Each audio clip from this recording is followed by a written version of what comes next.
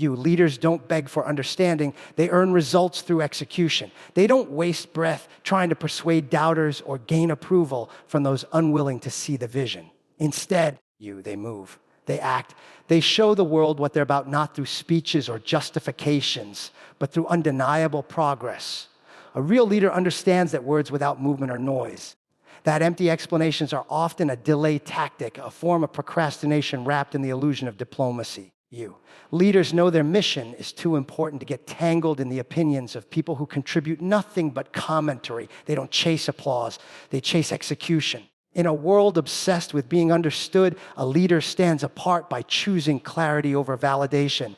They know that when you're too focused on being liked, you start compromising on what matters. You soften your edges, you slow your pace, you dilute your message so it doesn't offend the insecure. But every time you water yourself down for the sake of understanding, you lose an inch of your edge, and leaders don't negotiate their edge, they protect it. Because that edge is what separates them from the crowd. Leadership is not about popularity, it's about impact. And impact is built through disciplined, deliberate execution. The people who are truly meant to walk with you won't need long explanations. They'll feel your intent and your energy, see your consistency in your actions, and know your heart by how you lead.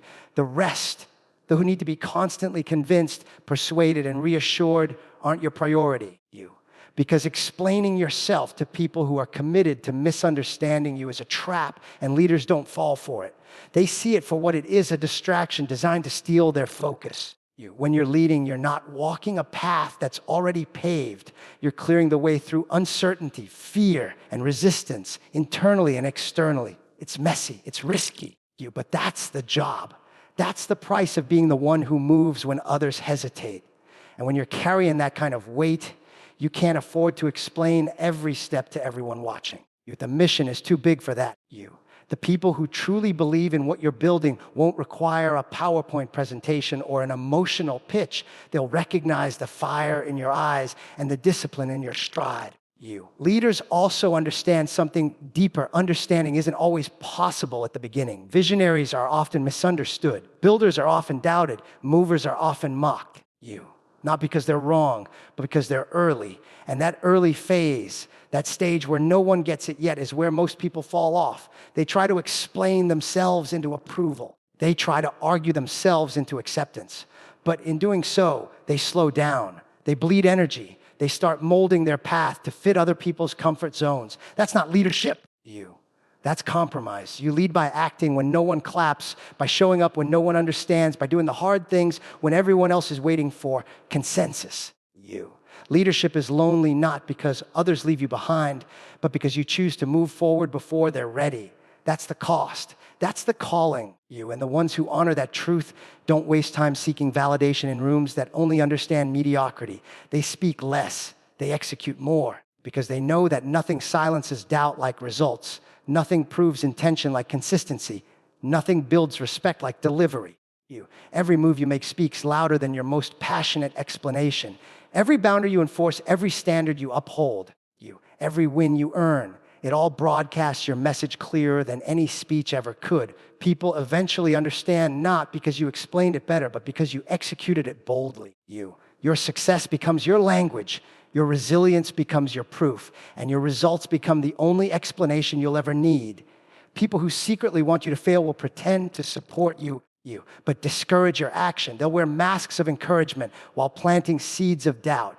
These are not enemies who stand against you openly. They are far more dangerous. They are the disguised ones, the ones who sit close, nod while you speak of your dreams, and offer you smiles laced with sabotage. They know how to sound like allies. How to speak in a way that sounds loving, cautious, protective. But listen closely, and you'll hear the pattern in their language. It's always about slowing down. It's always about being realistic. It's always about waiting for the right time, which never comes. They say they care, but they're terrified of you taking flight. Because if you rise, they lose their ability to feel above you. Your progress would be a mirror showing them what they could have done, but didn't. These people thrive in your hesitation. They wrap their envy in concern and their discouragement in advice. They'll say things like, I just don't want you to get hurt. Or, are you sure that's the right move? They'll claim they're helping you. Think it through. But their words are weapons designed to keep you thinking instead of acting. They don't want you to risk anything, not because they fear your failure, but because they fear your success. Your success would shatter the narrative they've built around you. The version of you that stays small, manageable, non-threatening to their own mediocrity. You'll often find that these people have patterns of fear in their own lives. They've played it safe. They've settled. And now any sign of boldness from you feels like a betrayal to the comfort zone they're still trying to defend. So instead of leveling up, they try to level you down. They mask it well. They'll attend your events, like your posts, maybe even clap for your milestones. But behind closed doors, they'll make subtle comments that chip away at your fire. They won't outright say, don't do it. But they'll talk about all the things that could go wrong. They'll remind you of your past failures or suggest that maybe you're just not ready yet. That language is not love. It's fear wearing a friendly face. The truth is, these people often feel entitled to the version of you that makes them feel safe. They liked you when you were uncertain, insecure, dependent on their approval. And the moment you begin to change, when you start to speak with more confidence, set firmer boundaries, pursue higher goals, they feel that shift. They sense the distance growing. And instead of rising with you, they choose resentment. But because they can't confront their own stagnation, they project it onto you and then frame it as care.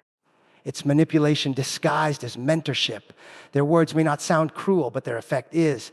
It's a slow erosion of belief, a draining of momentum, and a constant pressure to stay where you are. What makes them so effective is their closeness. These aren't just random voices. They're often people you've known for years, people you've trusted. People you may have shared vulnerable dreams with. And that's why their discouragement hits harder. It feels personal. It feels confusing. But that's exactly how covert sabotage works. It doesn't come with a warning. It comes cloaked in love, disguised as protection. And if you're not vigilant, it can sink your confidence before your journey even begins. You must train yourself to discern intent, not just by words, but by the patterns behind them. Are they encouraging your growth or constantly questioning it? Do they celebrate your wins or minimize them with backhanded compliments? Do they show up when you need courage or only when you're weak and manageable? These aren't small clues. These are flashing signs. The ones who secretly want you to fail aren't always loud. They're often quiet, patient, strategic. They know how to smile while they disarm you. They know how to use familiarity as a weapon. And if you're not careful, their disguised discouragement becomes the internal dialogue that stops you from taking the action that would set you free. Real friends fuel your mission. Demons disguise themselves as helpers but drain your momentum. It's one of the hardest truths to accept because no one wants to believe that the very people they turn to for support might be the same ones holding them back. But leadership demands awareness. You can't fly at high altitudes while blind to the weight being added to your wings. The ones who truly believe in you don't need constant convincing. They don't compete with your vision or resent your growth. Real friends push you forward, even when it makes them uncomfortable. They challenge your excuses, remind you of your potential, and celebrate your wins without jealousy. Their support isn't conditional on how much it benefits them. It's rooted in loyalty, trust, and belief in who you are and where you're headed. But then there are the others, the ones who move like shadows. They know how to speak the language of care, but their actions tell a different story. They offer help, but it comes with strings. They lend an ear, but they listen for weakness. They say they're on your team, but they keep you second-guessing every move. These are the ones who drain your momentum while pretending to give you direction. Their advice often sounds wise on the surface, but underneath, it's laced with doubt. They'll say, just take your time when you're ready to leap. Or they'll say, maybe wait a bit when you've finally found your moment. They never tell you no outright. That would expose them. Instead, they plant hesitation like it's concern and sabotage your clarity like it's wisdom.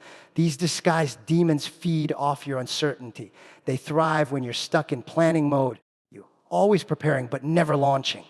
They'll show up during your rough patches to offer comfort. But when momentum picks up and your fire ignites, their energy shifts. They pull away.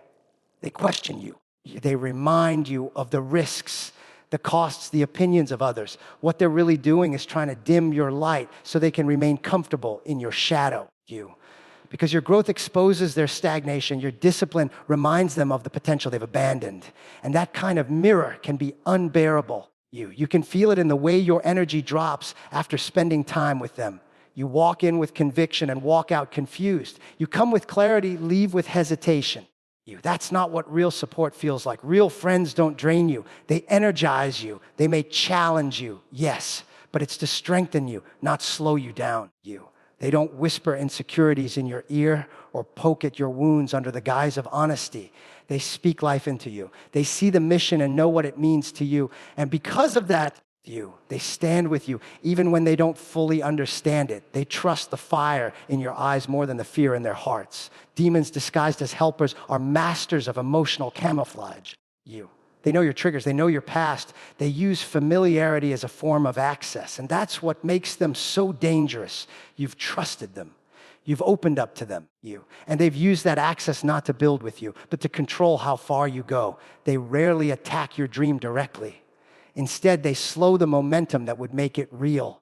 They tell you to wait for better timing, for more money, for more confidence.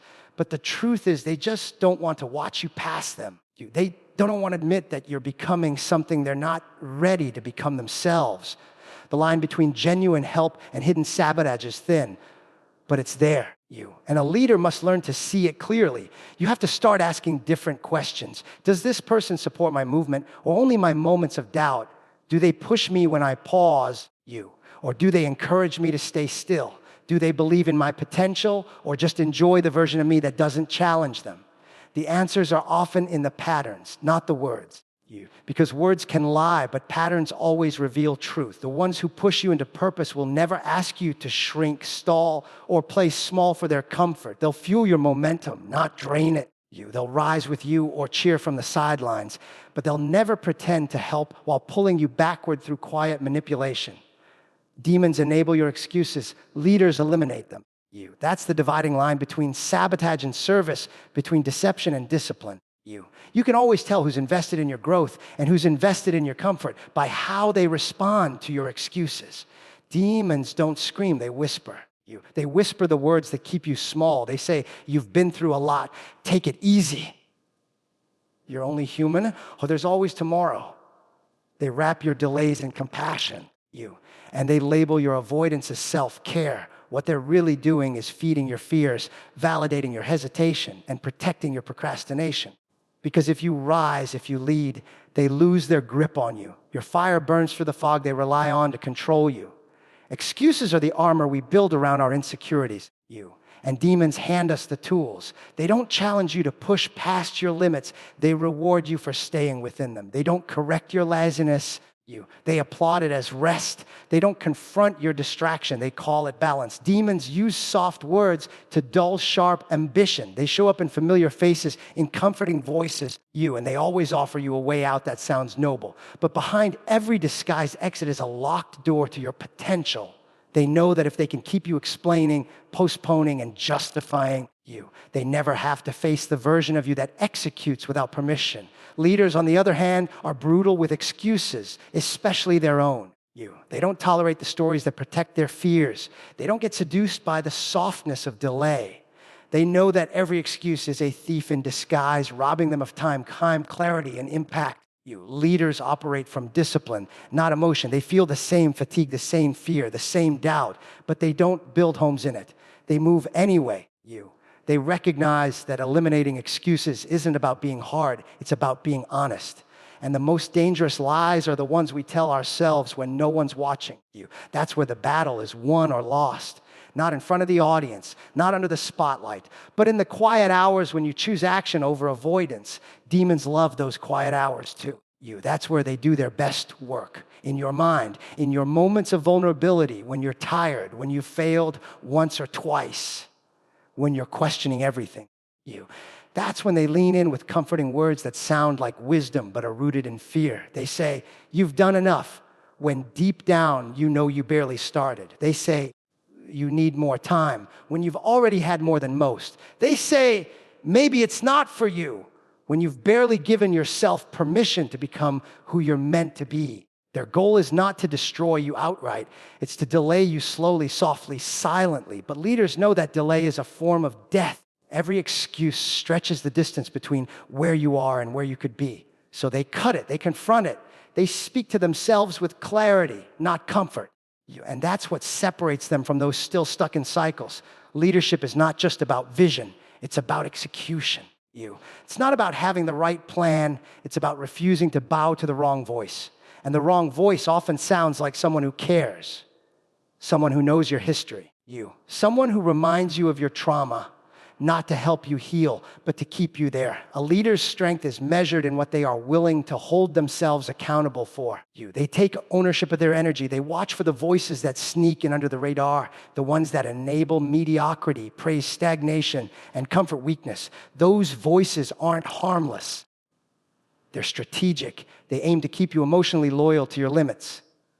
Demons aren't loud because they don't need to be. All they need is for you to believe that your excuses are valid.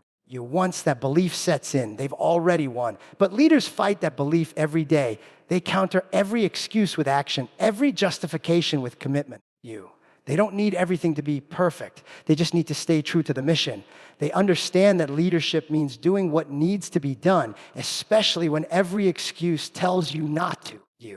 You're not here to be validated. You're here to rise, lead, and break the cycle. You weren't created to beg for approval from people who never had the courage to become what you're becoming. You weren't born to shrink your light so others can feel more comfortable in their shadow. The mission you carry doesn't require applause. It requires execution. And the longer you wait to be understood, liked, or accepted, the longer you postpone the impact you were meant to make. Validation is a drug, and too many leaders die in withdrawal from it. They keep checking for approval from people who don't even understand their purpose. They ask for opinions from those who never built anything. They water down their voice to stay palatable to people who fear conviction. But at some point, you've got to choose between being liked and being legendary. Rising doesn't happen in rooms that require you to stay small. Leadership doesn't grow in spaces where compliance is rewarded more than courage. Breaking the cycle means stepping into territory no one in your family, your circle, your bloodline may have ever dared to walk. And that kind of step will cost you something. It may cost you connection. It may cost you comfort. It may cost you the feeling of belonging. But true leaders aren't addicted to belonging. They're committed to becoming the one who said enough. Becoming the one who didn't pass down the same patterns. Becoming the one who didn't repeat the excuses that were inherited like tradition. You don't break a cycle by talking about it. You break it by refusing to participate in it any longer. And that kind of refusal doesn't always come with support. In fact, it often brings resistance. The moment you start rising, the people who benefited from your former self start to shift. Some will call you arrogant, not because you changed for the worse, but because you stopped needing their permission to grow. Some will call you selfish because you stopped bleeding for people who wouldn't even hand you a bandage. They don't miss the old you. They miss the version you that played small enough to keep them comfortable. But your mission isn't to keep others comfortable. Your mission is to rise. And rising requires the death of the need for validation. It means trusting your fire when no one else can feel the heat. It means staying disciplined when no one else is watching you. It means standing in your truth even when it offends people who only learned how to love the lie. Validation seekers wait. Leaders act. The more you seek to be validated, the more you hand over your power to people who don't know what to do with it. You don't need a committee to confirm what you were built for. You don't need votes to be valuable.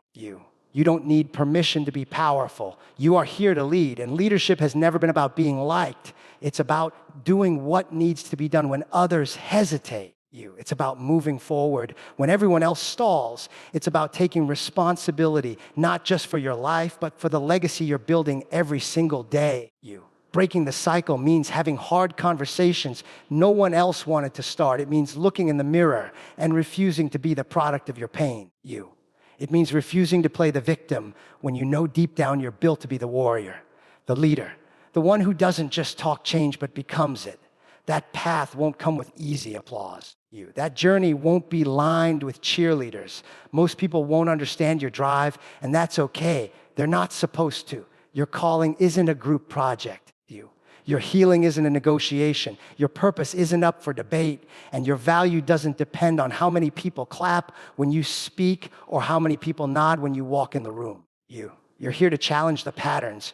You're here to interrupt the silence. You're here to say no more to the dysfunction that try to pass itself off as normal. That takes guts.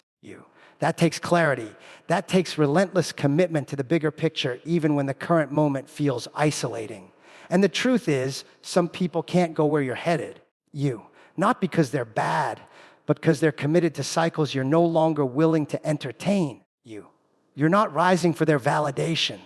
You're rising to fulfill a calling that's louder than their doubt, stronger than their opinion, and deeper than the approval you were once conditioned to crave. Family titles don't equal loyalty. Watch their energy, not their name.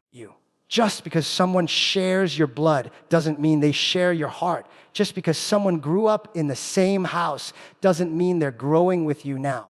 The title of brother, sister, mother, father, or cousin might define biology, but it does not define loyalty, respect, or alignment. Too many people carry the weight of false obligation, bound by guilt and tradition to people who consistently violate their boundaries and disrespect their evolution. They stay loyal to dysfunction out of fear of judgment, afraid to call it what it is, toxicity wrapped in family titles. Loyalty is proven, not inherited. It shows up in action, consistency, truth.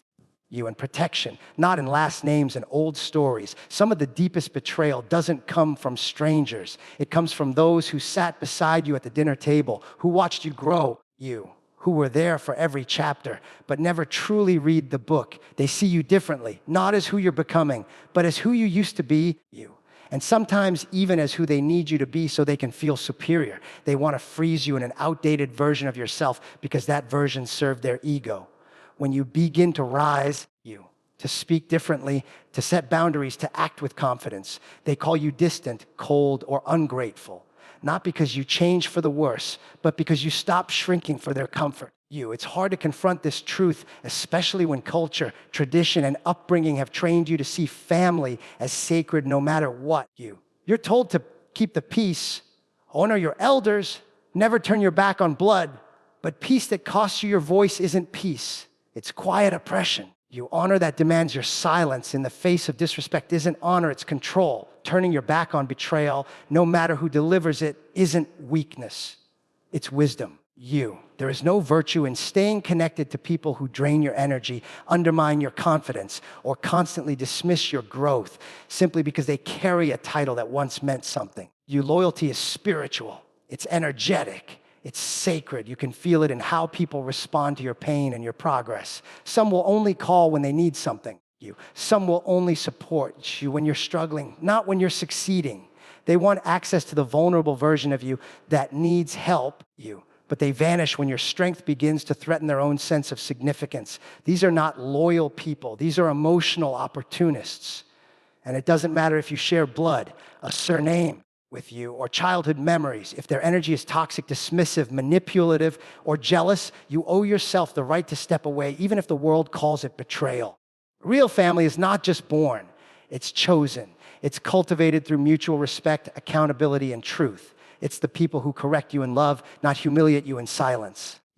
The ones who protect your name in rooms you'll never enter. The ones who celebrate your healing instead of mocking your boundaries. Those people may not be linked to you by blood, but their loyalty runs deeper than DNA. And in many cases, they'll show you the kind of connection and support that your real family never offered you. Because loyalty isn't about where you came from.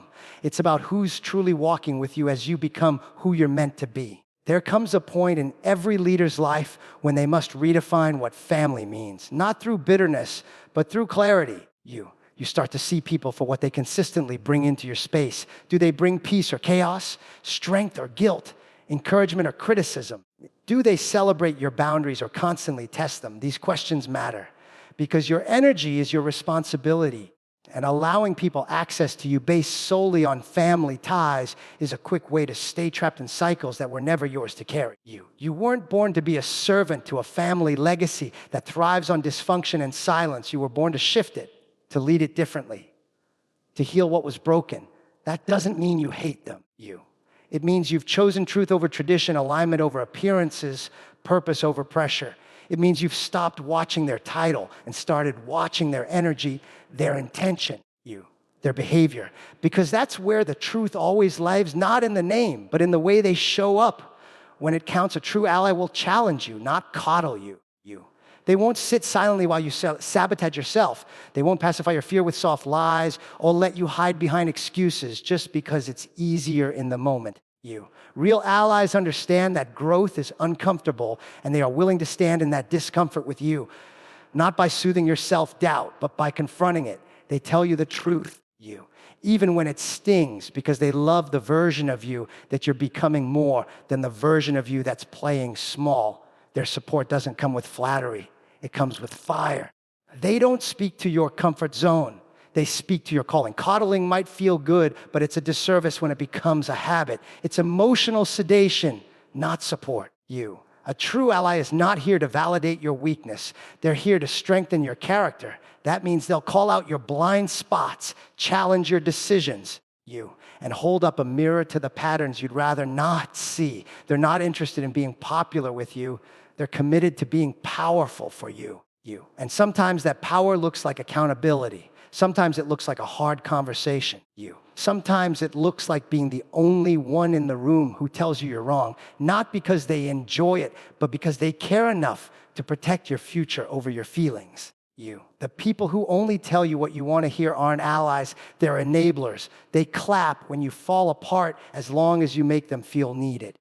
They keep you dependent on their validation by never pushing you past the walls you built around yourself. But a true ally refuses to let you settle for less than what you were built for. They push you toward the fire of growth because they know what's on the other side. They've either walked through it themselves or they believe in your potential enough to stand in the heat beside you. They don't fear your strength. They don't shrink when you shine. In fact, they want that light at full power, even if it outshines theirs. Being challenged by someone who truly supports you is one of the greatest gifts in leadership and life, because their confrontation doesn't come from ego. It comes from vision. They see where you're going, and they won't let temporary emotions or bad habits steal that destiny from you. That might mean they get loud when you want silence. That might mean they step back when you're refusing to step up. That might mean they make you uncomfortable when you'd rather stay numb. But you'll always know the difference with you. You'll feel the weight of truth in their words, the clarity in their eyes, and the respect in their honesty. There's a reason most people surround themselves with coddling voices. It's easier. It feels good. It keeps you the hero of your own excuses. But nothing great is built in that kind of environment. Legacy isn't created in rooms filled with yes men. Excellence doesn't emerge from echo chambers. You need the voices that shake you awake. You need the people who aren't afraid to lose access to you if it means telling you the truth you're avoiding. You need allies who will call you out privately and defend you publicly. People who demand you rise not because they're superior, but because they know who you are under the fear, the self-sabotage, the overthinking. A true ally doesn't celebrate your pain. They help you transform it. They don't offer pity. They ignite purpose. And sometimes that means challenging your decisions, your narratives, your version of reality, not to belittle you, but to elevate you. They believe in your future enough to risk the tension of truth. They are not yes men, and they are not comfort dealers. They are truth tellers, destiny protectors, standard raisers. And while their presence may not always feel soothing, it will always feel solid. Because real love, real loyalty, your real alliance is built on honesty, accountability, and the courage to demand more from someone you refuse to give up on